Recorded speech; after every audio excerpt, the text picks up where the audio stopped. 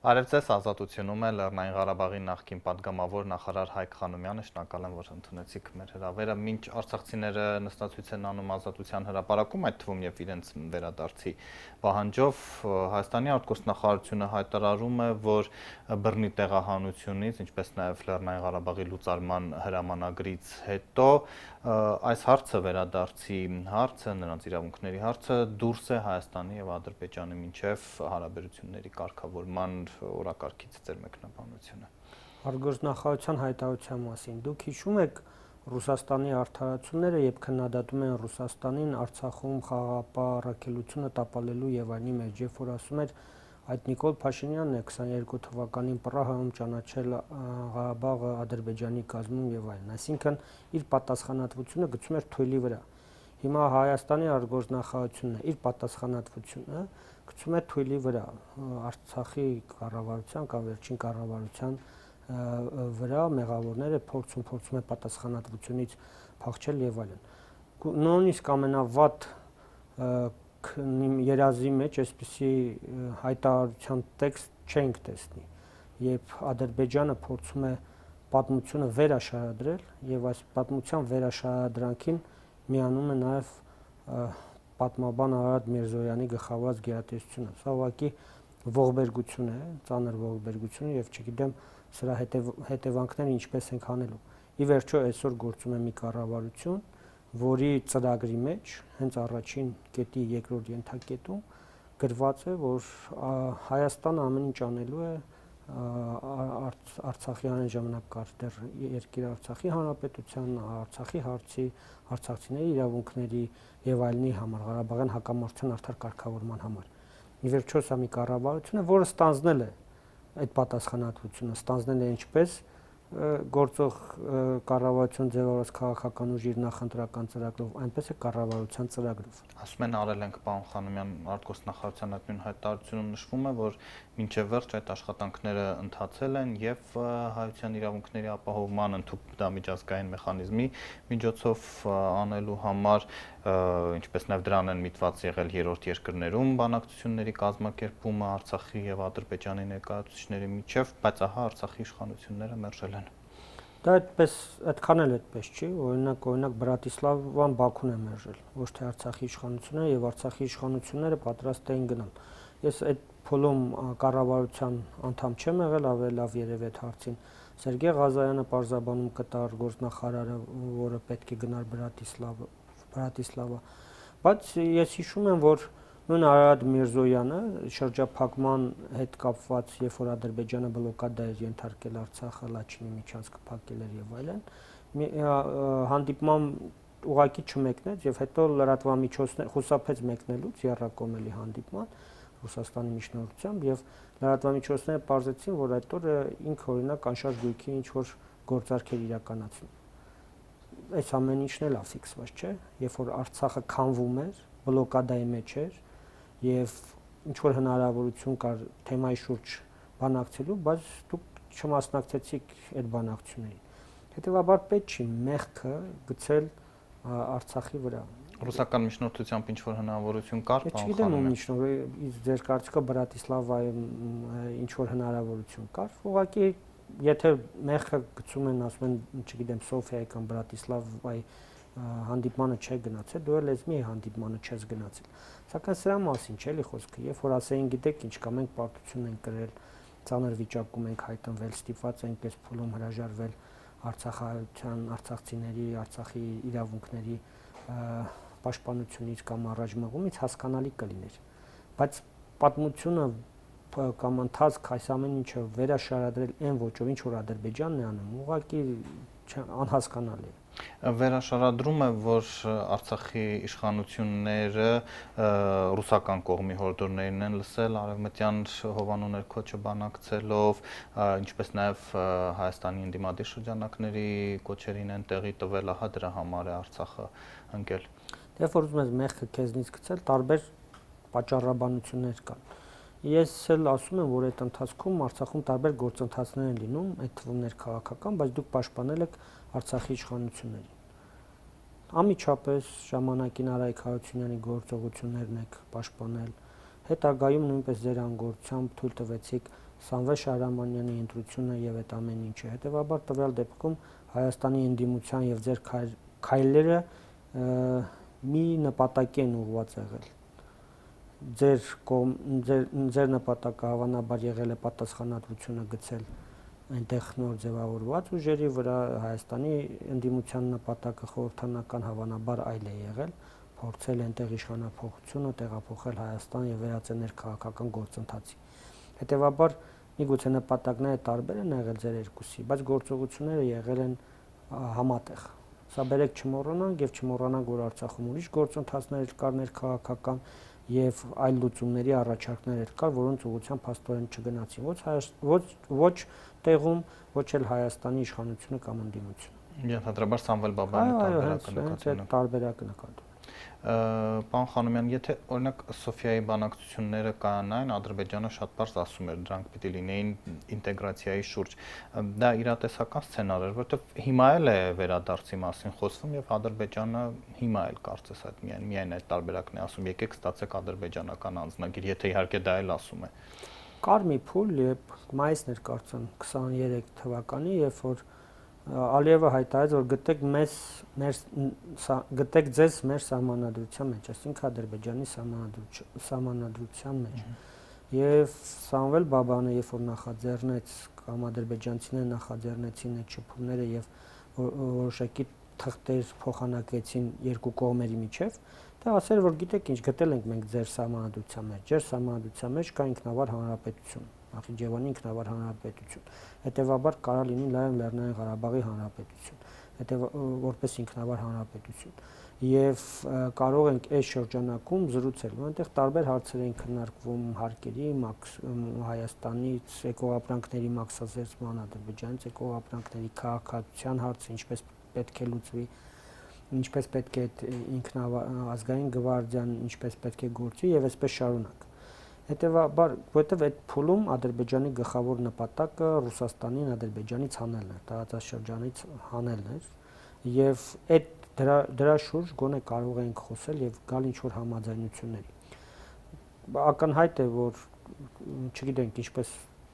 կընթանար սցենարները, բայց ամենայն դեպս դա գոնե ժամանակ շահելու հնարավորություն կտար։ Ցավոք սրտի ավաթարագույն տարբերակը ընտրվեց, ինչի հետևանքով էլ փաստորեն տեղի ունեցավ ցեղասպանություն, հայրենազրկվեց Արցախի ժողովուրդը, որը հազարամյակների վեր ապրում էր իր հայրենիքում, իր օջախում, մենք կորցրինք լուրջ ժառանգություն, չմոռանանք, որ հայության համար մեծ նշանակություն ունեցող սրբավայրեր ենք թողել։ Մեսրոպ Մաշտոցը առաջին դպրոցը համարասում է հիմնել։ Մենք ունենք 4-րդ դարից ի վեր խոյացող հոգևոր եւ աշխարհիկ բազմաթիվ հուշարձաններ եւ այս ամենը մենք թողել ենք թշնամուն, որը փորձում է դրանք խեղաթյուրել, փորձել ներկայացնել այլ անվան տակ, ոչնչացնել,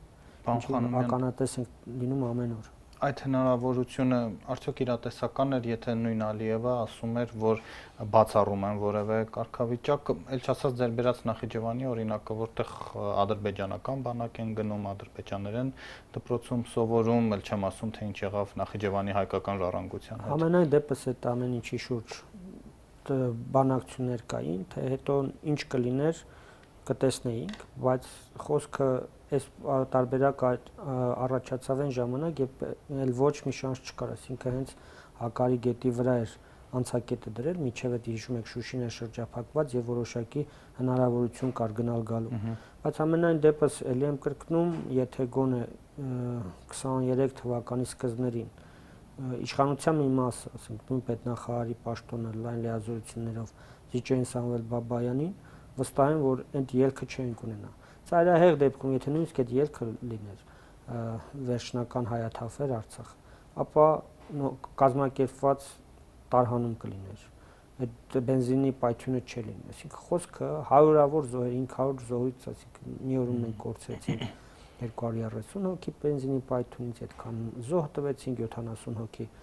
ճանապարհներին մահացավ, այսինքն խոսքը գնում է հարյուրավոր մարդկանց կյանքի մասին, բայց ես վստահ եմ ավելի լավ տարբերակներ կարող էինք ունենալ, եթե գնայինք այդ ճանապարհով։ Սակայն ինչպես գիտեք, ունեցանք այն ինչ որ ունեցանք եւ դրա համար մեղքը մեկը մյուսի վրա գցելու փոխարեն պետք է հասկանանք ինչ ենք անում, ինչ լուծումներ ունենք, ինչպես ենք դատակից դուրս գալի։ Ելի եմ կրկնում, արտգործնախարարությունը Ադրբեջանի արտգործնախարարության նմանվող հայտարարություններ անելուց բացի սատ կամ փոխարեն կարող էր ուղղակի ասել, որ այո, պատմական պահ ենք կորցրենք Արցախը, այսօր Հայաստանը հնարավորություն չունի այս իրավունքների հետևից գնալու կամ արցախցիների շահերը, չգիտեմ, միջազգային ատյաններում պաշտպանել։ Հիմա այդ մասին արցախցիների 12 կետերից մեկն էլ դա է վերադարձնել բանակցային օրակարգ, այդ հարցը նման հնարավորություն կա, պարոն Խանոմյան։ Ես կարծում եմ, որ դա ընդհանրապես այդ հարցը, Արցախյան հարցը բերելով բանակցային օրակարգ կամրապնդվի Հայաստանի դիրքերը։ Երևանը ճիշտ հակառակն է ասում, խաղաղության գործընթացը ուղղակի կործանելու է դա։ Դե հիմա կործանված չէ այդ խաղաղության գործընթացը, ինչ է խաղաղության գործընթաց կա։ Իբրև կետեր են համաձայնեցրել ամեն ինչ զիջելով, ինչ պահանջել է Ադրբեջանը, փաստորեն զիջել են։ Բայց այդ ամեն ինչը զիջելով հանդերձ Ադրբեջանը շարունակում է նոր պահանջներ դնել։ Ինչ է բերել իրավունքների զիջումը, ինչ է բերել ընդհանուր նահանջը։ Ակնհայտ է, որ Հայաստանը գտնվում է ծանր վիճակում, ակնհայտ է նաև պատմական օրինակներ կան, թե ինչպես է ագրեսորին խաղաղեցնելու գործընթացը ինչի է բերել, ինչ կատակլիզմների ու ողբերգությունների է բերել։ Մյունխենյան գործարքը հայտնի է 1938 թվականին եւ եվրոպական երկրները փորձում են Հիտլերի գլուխը շոյել, զիջելով Չեխոսլովակիայի մի մասը, չգիտեմ, տարբեր երկրներից հատվածներ եւ հասան մեծ համաշխարհային աղետի։ Հիմա էլ մենք ենք տարածաշրջանային աղետի ենք հասնելու, որովհետեւ անընդհատ փորձում են Ալիևին հագուրդ տալ ցանկություններին, ամեն ինչ զիջել եւ այստեղ Արցախը տվյալ դեպքում կապ չունի, որովհետեւ ինքը ամպերի ոտքերը ամպոտ են Ալիևի, հաղթել է պատերազմում, ամեն ինչ ցանկանում է եւ ամեն ինչ ստանում են։ Այս ժամանակը գոնե 20 թվականի պարտությունից հետո պետք է օգտագործվել նորմալ բանակ կառուցելու համար, որպեսզի նման պահանջների մեկ-մեկ է կարողանաս հագուրդ չտալ, մեկ-մեկ է կարողանաս հակառակը ասել եւ այսպես շարունակ, այսպեսի խայտառակ վիճակում չհայտնվես, երբ որ տեքստը կարդալով չես հասկանում Հայաստանի արտգործնախարարության հայտարարությունն է թե Ադրբեջանի, մինչեւ տակը չես կարդում։ Ուրեմն նորից իմ հարցը Հայաստանի արչև դնել պահանջ, որ Ղարաբաղի հարցը պիտի մտնի բանակցային օրակարգ, ինչ օգուտ է տալու վնասից բացի։ Լավ, ընդհանրենք այդ պահանջը չկա։ Դրեցինք մի կողմ, Արցախն էլ դրեցինք մի կողմ։ Չենք դնում այդ պահանջը։ Չկա հիմա խնդիր Հայաստանի համար Ադրբեջանի հետ խաղաղություն հաստատելու, ապաշրջափակման եւ այլն։ Ինչու՞ չի արվում այդ ամեն ինչը։ Արցախը չկա, հայտարարել է Հայաստանի իշխանությունները, կարծում եմ մի խումբ արցախցիների պահանջը էական չի տվյալ դեպքում։ Հայաստանի իշխանությունները բոլոր մակարդակներով հայտարարել են, որ իրենց համար Արցախ գոյություն չունի, այդ բառն են վախենում օգտագործել։ Եվ ուր է այդ խաղաղությունը, ուր է այդ տարածաշրջանային բարեկեցությունը, ապաշրջափակումը եւ այլն։ Նույնիսկ այս տարական խնդիրների շուրջ համընդհանուր ծրագրերի տարածաշրջանային բարեկեցության նմանավանդ որ աշխարհի տարբեր կենտրոնների շահերից էլ է բխում, չեն կարողանում բանակցել։ Էլ չասած, որ ամբողջովին տապալել են պաշտպանական բարեփոխումները, բանակը բավականին թույլ վիճակում է եւ ինչից է բխում է դիվանագիտության կամ այլ ոլորտների վիճակը։ Այսինքն Մինսկի խմբի լուծարման եւ սահմանադրության հնարավոր փոփոխության դեպքում էլ խաղաղության հեռանկար չեք տեսնում։ Վստահ եմ, որ չի լինելու։ Վստահ եմ, որ այդ պահանջները կատարելու դեպքում հայտնվելու են նոր պահանջներ։ Ժամանակ առ ժամանակ այդ ակնարկները Բաքվից հնչում են։ Պարոն Խանոմյան, բայց արցախցիներն ուրեմն պիտի ասեն, թե ինչպես են վերադառնալու, դա ինչպես են պատկերացնում նման պահանջներ կայացնելով։ Մեր կարծիքով պետք է հավաքական վերադարձի իրավունքը ֆիքսվի, հնարավորինս շատ ատյաններում, շատ վայրերում եւ այլն, մնա որպես թղթածրար որևէ տեղ դրած, հետագայում օգտագործելու համար վստահ տարածաշրջանում մեծ փոփոխություններ են լինելու եւ այդ թղթածրարը կարող է օգտակար լինել տվյալ դեպքում։ Այս պահին խոսքը միայն Ադրբեջանի դրոշի ներքո վերադարձի, այն էլ խիստ տեսական հնարավորության մասին է, ով է գնալու այնտեղ ապրի։ Խոսքը կոլեկտիվ իրավունքի կոլեկտիվ վերադարձի իրավունքի ֆիքսման մասին է։ Ով կգնա, թե ով չի գնա, արցախցիները կվերադառնան, թե Արցախը կվերադառնա, ելի եմ ասում, կապված է տարածաշրջանային զարգացումներից։ Նստածույցի մասին քաղաքացիական պայմանագրից ասում են, որ սա նույն կործանարար քաղաքականության 3 տասնամյակի շարունակությունն է, այդքան զոհողություն է տվել Հայաստանը, հայ ժողովուրդը, այդ թվում եւ ինչպես ընդունեցին արցախցի քույրերին, եղբայրներին, բայց ահա դուք շարունակում եք նույն ոգով։ Գիտեք, զոհողություններ ասելով նկատի ունեն պատերազմներում զոհվածներին, թե այլ բան նկատի ունեն։ Եթե նկատի ունեն պատերազմներին զոհվածներին, ապա այդ պատերազմը եղել է Հայաստանի, ոչ միայն Արցախի, Հայաստանի հետ է նաև եղել եւ Արցախի սահմանները Հայաստանի սահմաններն էին եւ այնտեղ կանած բանակը պաշտպանում էր բոլոր հայերին, Հայաստանում ապրող, Արցախում ապրող եւ ուղղակի ես չգիտեմ այդ անընդհատ այդ սերմանումը գաղափարի, որ վատ ենք ապրել, որովհետեւ Արցախ է եղել կամ զոհողությունների են գնացել, որ Արցախ է եղել եւ այլն, չգիտեմ այդ կործանարար պրոպագանդան, որ այսօր էլ տանում են նկատի ունեն, որ նույն ճակատագրին էլ Հայաստանը կարժանանա այդ քաղաքականությունը շարունակելու դեպքում։ Լավ, այդ նույն բաները ասելով թույլ տվեց ոչ մի ձևով չմիջամտեցին ցեղասպանության Արցախում։ Ասացին, որ գիտեք, եթե միջամտենք, Հայաստանի կործանումը տեղի կունենա, իրենց գործիչներից մեկն էլ ԿՊ-ի փոխնախագահ հայտարարեց, որ սեպտեմբերի 19-ն իրականում Հայաստանի անկախության օրն է, հիշում եք այդ հայտարարությունը։ Եվրոպապայանի նկատի ունեք։ Որ չմիջամտեցին եւ անկախ մնացին։ Լավ, այսպես զիջելով հայության տարբեր խնդիրներ արհամարելով, հայության տարբեր մասերին իրենցից օտարելով, այս կուսակցությունը ուր է գնալու հասնի միջև։ Վանեսյունեցիներին են հայտարարելու օտար մարմին։ Վաղնել այս Արցախի կորուստի վերջո բերեց սահմանամերձ բնակավայրերի լուրջ արտագաղթի սահմանամերձ բնակավայրից։ Սրա պատասխանով պետք է տա։ Ով պետք է այդ բնակիչներին բացատրի, ինչու են իրենց մարզերից տասնյակ հազարավոր մարդիկ հեռանում, ինչն էր պատճառը։ Տարական պատճառ կա։ Իշխող ուժը, կառավարությունը չի կարողանում անվտանգային եւ պաշտպանական խնդիրներ լուծել։ Արցախը դրեցին մի կողմ։ Արցախը մեծ հաշվով այդ նույն պաշտպանական անվտանգային հարցն է։ Հիմա այդ հարցը տարածքային առումով կրճատվել է, մոտեցել է խորհրդային Հայաստանի սահմաններին։ Այդ հարցը այսօր էլ լուծված չի։ Ամեն պետություն էլ ի վերջո պետությունների պատմությունը դա պատերազմների պատմություն է։ Հայ ժողովուրդը ամենախաղաղ ժամանակաշրջանը երևի այդպես մի 45 տարի է ապրել, որ պատերազմների չի մասնակցել։ Երկրորդ համաշխարհային ավարտից մինչև Ղարաբաղյան պատերազմի սկիզբ։ Ամենաերկար բանը այս մեր հազարամյակների պատմության մեջ 45 տարի է եղել, ամենաերկար խաղաղ շրջանը։ Լավ, հիմա պետությունը որպեսզի չպատերազմի, պետք է ուժեղ լինի, պետք է նորմալ բանակ ունենա, որ իր հետ պատերազմ ցանկացողը վախենա պատերազմ։ Այս տարական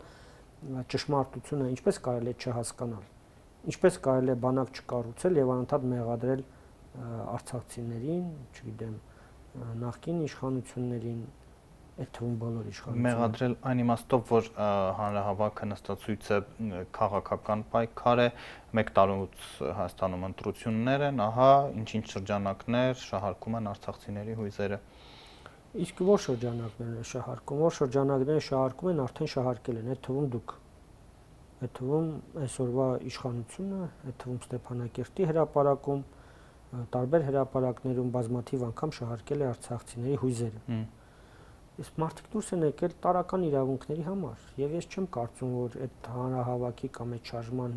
հիմնական նպատակ այդ քաղաքական իրավունքն է։ Ես կարծում եմ ավելի շուտ սոցիալական խնդիրներն են առաջնահերթ։ Եվ ամեն անգամ ինչ որ հարց բարձրացնող մարդկանց թշնամի հռչակել, անընդհատ խոսել կոդեմ հիբրիդային հարձակումներից, չգիտեմ, ասել, որ դու սուվերենությունն ես պաշտպանում եւ այդպես է լինում սուվերենությունը։ Որ Ադրբեջանը ինչ որ տեքստեր է գրում տալիս, դուք էլ հրապարակում եք դա արտգործնախարարության անունից կամ Ադրբեջանը ինչ պահանջ դնում է հաջորդ օրը վեր եք կենում, հայտարարում ամենաբարձր պաշտոնյաների շուրթերով եւ զուգահեռ ինչ որ փորձագետների եւ այլնի բերանով, դա է սուվերենությունը։ Եվ այդ սոցիալական պահանջների մասին արդյոք տարի ու կեսը բավարար չէր աշխատանք գտնելու համար, ի վերջո սոցիալական այդ ամենամսյա աջակցությունը, ասենք անվերջ չի կարող լինել, էլի այնինչ կառավարությունը։ Վստահ չի կարող սոցիալական աջակցություն անվերջ լինել, բայց պետք է առնվազն տանիքի հարցը լուծվեր, կացարանների հարցը լուծվեր։ Սա նույնպես Հայաստանի կառավարության տեղանված բնակության սոցիալական խնդիրները կառավարության ծրագրով ստանձնած պարտավորություն է։ Եվ կառավարությունը պարտավոր է դա իրականացնել։ Աշխատանքի հարցը ցավոք սրտի Հայաստանում լուրջ խնդիր է, ոչ միայն տեղահանված արցախցիների շրջանակում, այլ նաև մարզային բնակչության։ Հայաստանի մասնավորապես մասնավոր աշխատանքի 80% կենտրոնացած է Երևանում։ Սա լրջագույն տնտեսական անվտանգային խնդիր է, որը կառավարությունը ի վիճակի չի լուծել։ Հենց սկզբից այս տաղավարում էլ մենք խոսել ենք, կառավարությանը առաջարկել ենք, որ մասնավորապես Սյունիքի Վայոց ձորերի մարզերում կոմպակտ բնակության հնարավորություն ստեղծեն եւ էկոնոմիկայի նախարարության տարբեր ծրագրեր կոնսոլիդացնեն, այնտեղ իրականացնեն, որից կօգտվեն թե արցախցիները, թե տեղացիները եւ այդպիսով լուծենք նաեւ աշխատանքի հարցը, տնտեսության մեջ ներգրավման հարցը, նամանավանդ որ բնակության 70%-ը գյուղաբնակ բնակություն էր եւ ավելի լավ կլիներ իրենց պահել հողագործության, անասնապահության, ջերմոցային տնտեսությունների ոլորտում, ոչ թե բերել Երևան փորձել իրենց համար աշխատանք գտնել ծառայությունների կամ չգիտեմ ինչի ոլորտում։ Իսկ ինչ արել կառավարությունը։ Այսօր խոսում են, որ արցախցիները շատ քիչ են ներգրավել տնտեսական կյանքում։ Իսկ նայեցեք էկոնոմիկայի նախարարությունը որևէ ծրագիր արել է տեղահանված բնակչության համար։ Ոչ մի ծրագիր։ Ընդհանրապես սոցիալն է այդ ծրագրերը արել, հետեւաբար հենց սկզբից դիտարկել որպես սոցիալական բեռ, ոչ թե հնարավորություն մարդկանց տնտեսության մեջ ներգրավելու համար։ Այսօր բնակապահովման ծրագրից շատ քիչ մարդ է օգտվում։ Այդ վկայականներից։ Վկայականներից, այո։ Չնայած ասում են քաղաքացիություն եւ այլն, 7000 մարդ քաղաքացիություն արդեն ընդունել է 8000 մարդ։ Իսկ ուր են այդ 8000 մարդիկ ապահովված են տներով, ոչ։ Ընդամենը 5 տասնյակ ընտանիք է կարողացել իրացնել այդ սերտիֆիկատները, վկայականները եւ գումար եւ այլն ավելացնելով տան տեր դառնալ, կացարանի տեր դառնալ։ Իսկ ինչի՞ չի աշխատում այդ ծրագրերը, որովհետեւ ծրագրերը մշակելու փուլում դուք չեք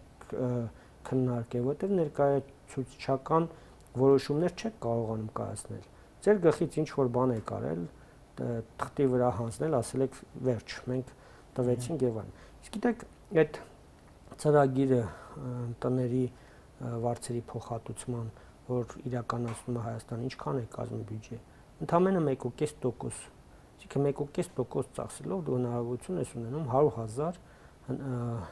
ավելի երիտասարդ, Հայաստանի բնակչությունից ավելի երիտասարդ Արցախի բնակչությունը։ Բնակչություն ունենալ Հայաստանում։ Ընդհանրենք այդ ծրագիրը կտրեցիր։ Մոտավորապես 60 միլիարդ դրամ գումար է 9.5 տրիլիոնի մեջ։ Նոր լուծում են առաջարկում, որպեսզի ենթադրաբար խթանեն աշխատանքը, եթե 55,000 դրամից պակաս կլինի ամսական եկամուտը, լրացուցիչ 40,000 կստանա ընտանիքի այդ անդամը, գումարած 10,000-ական էլ ընտանիքի մյուս անդամները, բացի այդ գիտեք 40 գումարած 10 թոշակառուները, հաշմանդամները, երեխաները, այլ խոցելի խմբեր շարունակում են ստանալ։ Իսկ մնացածը աշխատանք պիտի գտնեն արդեն։ Աշխատանք գտել են մարդիկ։ Ես նայում եմ վիճակագրությունը, վերջերս լրատվամիջոցները հրապարակել էին, մեծ մասը, այսինքն 50%-ից ավելը 100,000-ից ցածր աշխատավարձ ունեն։ 35%-ից պակաս 70 մինչև 75,000-անոց աշխատավարձ ունեն, 75,000 դրամ։ Եվ շատ քիչ մասն էր, որ ասենք ընդամենը 1000 հոգի էին, որ ստանում են 500 հոգի 400-ից 500,000 եւ 500 հոգի 500,000-ից ավելի։ Եվ գիտեք ովքեր են հիմնականում դրանք։ Սպաները, ովքեր զինծառայության են անցել։ Բանակում են ծառայում։ Եվ պատկերացեք սպան, որ իր ընտանիքը թողել է, գնացել է, չգիտեմ, դիրքեր 14 բնականաբար կինը զբաղվում է երեխաներով, եւ այսինքն դա մի աշխատավարձ է մի ընտանիքի մեծ հաշվով։ այդ 400-500 հազարը, որի մեջ մտնում է տան վարձ, որի մեջ մտնում է տանը ապրելու խնդիր, այդ սպայի այդ ընթացքում ծառայության ընթացքում իր կարիքները հոգալու ծախսերը եւ այլն։ Այսինքն մեծ հաշվով դեռ հարցը չի լուծվում, մինչև կացանի հարցը չլուծվի, այս ծրագիրը պետք է շարունակվի ինչպես կա, որպեսզի արտագաղթի ալիք չունենանք, որպեսզի աղքատության սահմանը ընկնող մարդիկ, սահմանից ներքև ընկնող մարդիկ չունենանք, որովհետև հետագայում այդ սահմանից վերև բարձրացնելը կամ իրենց հետ վերադարձնելը Հայաստան շատ ավելի թանկ է նստելու կառավարության վրա, քան այն գումարները, որ ծախսում են հիմա։ Կրկին շնորհակալ եմ, որ համաձայնեցիք։ Մենք զրուցում էինք Արցախի նախկին պատգամավոր նախարար Հայկ Խանոմյանի հետ։